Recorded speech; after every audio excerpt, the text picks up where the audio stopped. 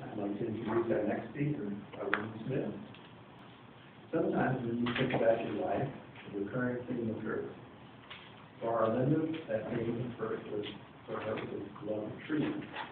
Arlinda will talk to us about how trees have become a much loved part of her life. Please help me welcome Arlinda Smith with Arlinda Trees.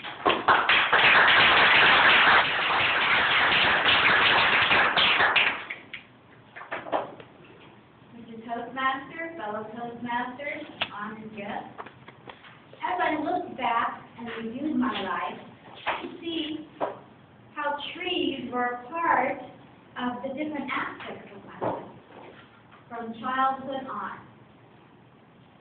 Stories from our childhood are sometimes veiled in mystery, as it was with my birth, or what I thought was the situation of my birth.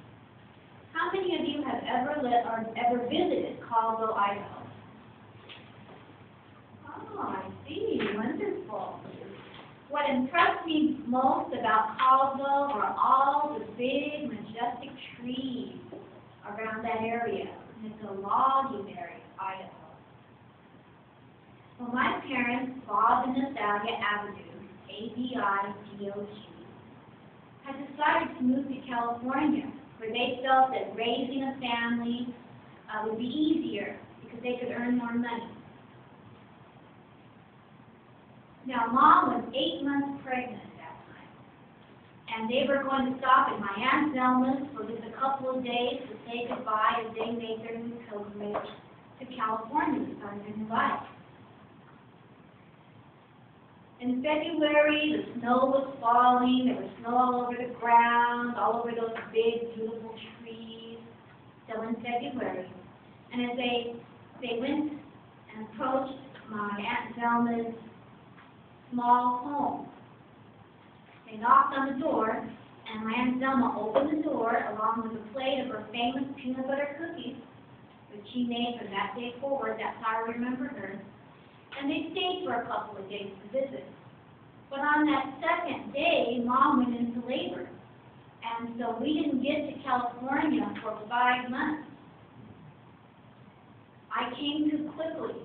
The doctors didn't have enough time to get there. So I was born in my Aunt Zelma's bed.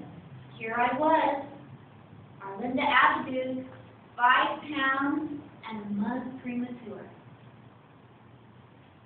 Or so I thought. That was the story until about 2 years ago, when I found out they had actually had the time to take me to the hospital.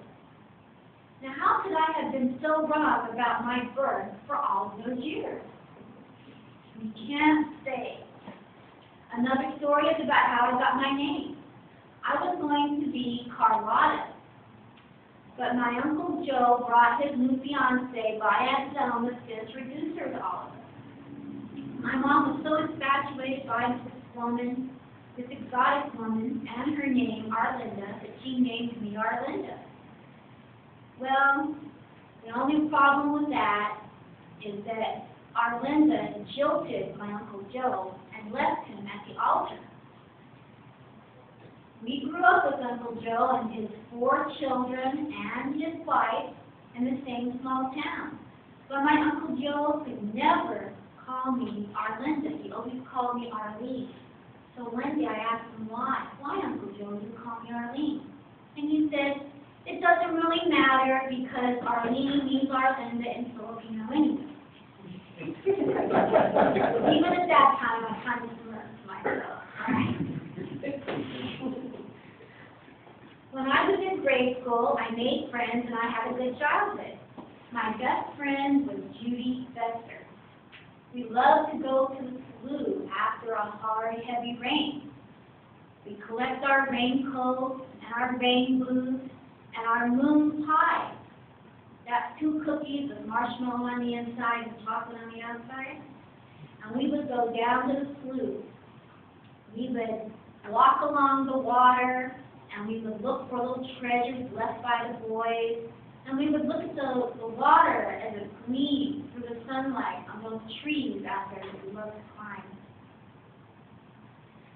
Also, during that time frame, I loved to read, and you could find me in a tree reading a book book most often as I watched my girlfriend Judy and my sister Nancy through the window playing with my doll. I was always the one in the tree if they were looking for me.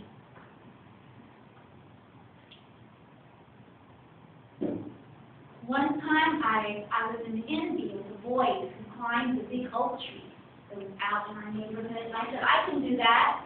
And I had no problem getting to the top of that oak tree, but I couldn't get down.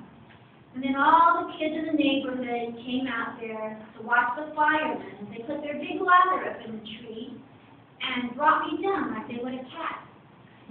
I have had better days, but I didn't let it bother me.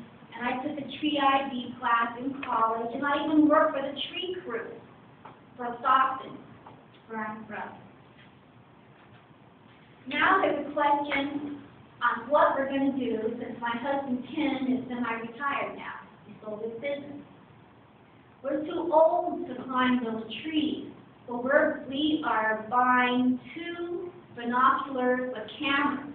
And we're going to go around, we're going to take pictures of wildlife, and we're going to take pictures of ducks and birds and trees. And we're going to have a little side business where we make greeting cards. And we put our photos on the front of those greeting cards, and we write poetry. We can even add the poetry on the inside. That's what people want. But in closing, my love of trees has followed me through my life, from watching the rain glistening on the leaves after rain, to being rescued from that oak tree, and to the photo greeting card. So remember, when you're looking for a way to earn a living, just follow what you love. Mr. Coconut.